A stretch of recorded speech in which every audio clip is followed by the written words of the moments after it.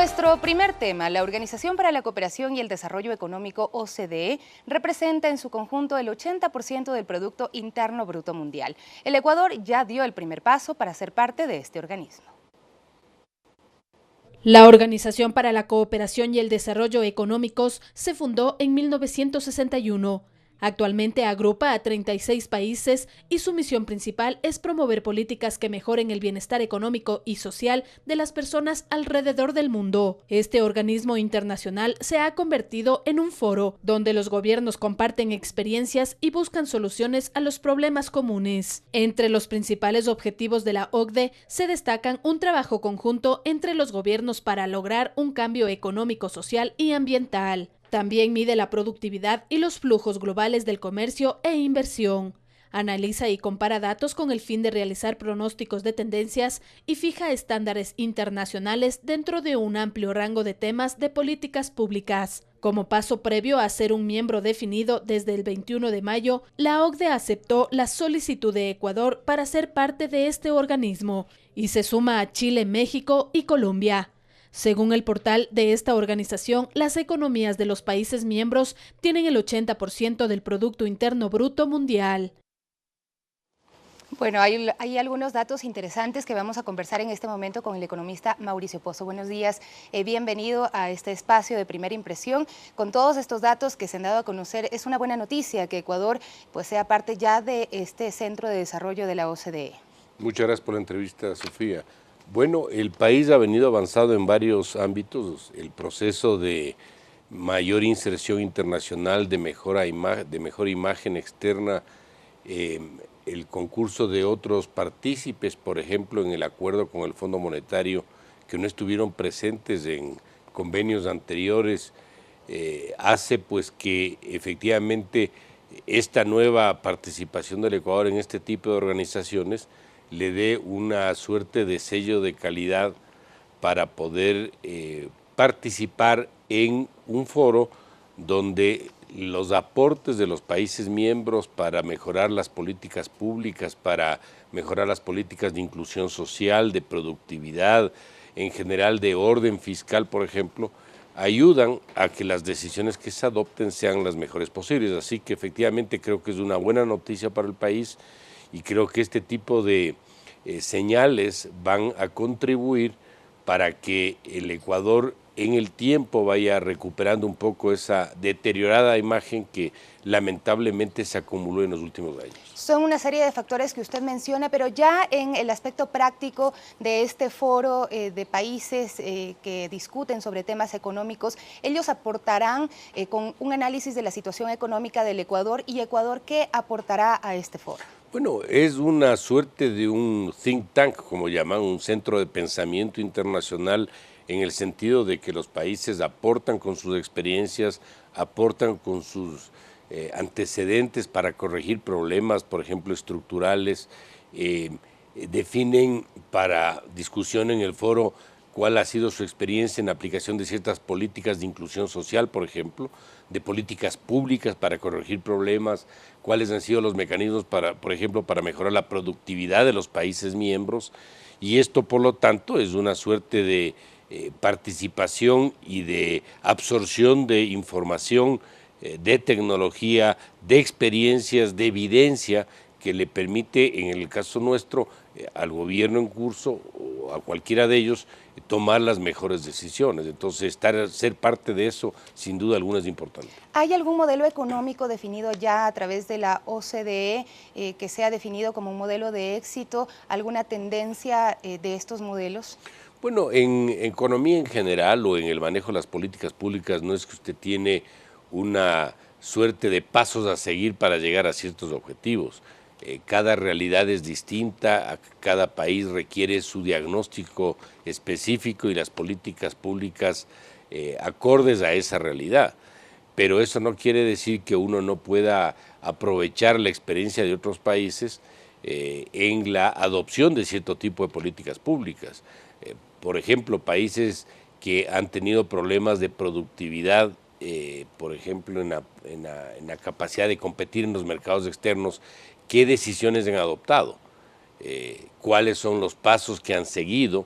y esa experiencia poder ver si es aplicable al Ecuador, por ejemplo, y sobre esa base definir políticas nacionales. Entonces, desde ese punto de vista, no existe una especie de mandamiento de qué es lo que hay que hacer, pero sí existen experiencias sobre las cuales se pueden definir políticas acordes a la realidad nuestra.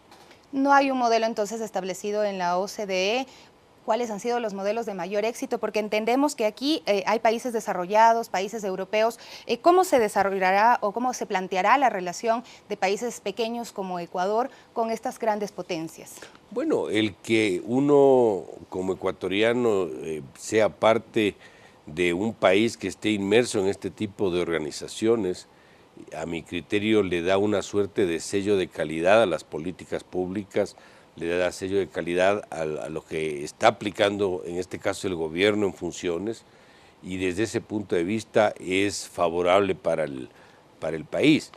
Fíjese, nosotros a lo largo de los últimos, yo diría, meses, con la participación, por ejemplo, con el Banco Europeo de Inversiones, con la Agencia Francesa de Desarrollo, los multilaterales que apoyan con un aporte del 10% del PIB para corregir problemas fiscales y de otra naturaleza, el incorporar políticas de inclusión social, van en la dirección que este tipo de organizaciones son el resultado de esos esfuerzos.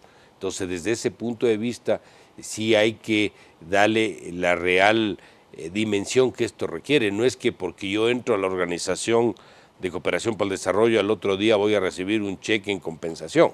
Este es una especie de título académico para el país, pongámoslo así, que le va a permitir abrir espacios para facilitar, por ejemplo, inversión extranjera o, por ejemplo, la mejor adopción de políticas públicas nacionales. Entendemos que aquí hay parámetros y evaluaciones que se realizan también constantemente. ¿Qué se debe cumplir como país miembro de este Centro de Desarrollo y más adelante de la OCDE? Claro, los países que participan, por ejemplo, no es que tienen una sola orientación de políticas públicas. Los casos exitosos, por ejemplo, en materia económica, no están necesariamente vinculados a regímenes, por decirles, socialistas o demás de orientación capitalista. Están orientados un poco las economías, independiente de la parte del régimen político, a los resultados que van obteniendo, a la señal que van dando, al horizonte que se ponen, a la perseverancia de las políticas que adoptan, a la constancia en cierto tipo de decisiones, es decir, ese tipo de acciones con resultados que se van evidenciando son los que permiten a los países ganar respetabilidad en el tiempo y de esta manera poder ser parte de este tipo de organizaciones. Pero a Venezuela, por ejemplo, se le haría imposible estar dentro de este foro. No, para empezar, Venezuela tendría que recuperar la democracia y los principios básicos de Naciones Unidas, como es la libertad, el respeto a los derechos humanos, entre otras condiciones. Por el modelo económico, otros países puede haber Modelo esta distinción. político, modelo económico y sobre todo los resultados. O sea, en ese caso sabemos que es un país lamentablemente en seria deficiencia de atención de servicios básicos. Ahora, los países que sí son miembros dentro de Latinoamérica, de la OCDE, están Chile, México y Colombia. Dentro de Latinoamérica, ¿qué representa la OCDE? Bueno, es una organización que en este caso incorpora países que han adoptado cierto tipo de políticas con resultados palpables favorables. Yo creo que un ejemplo más cercano para el caso ecuatoriano es el caso chileno.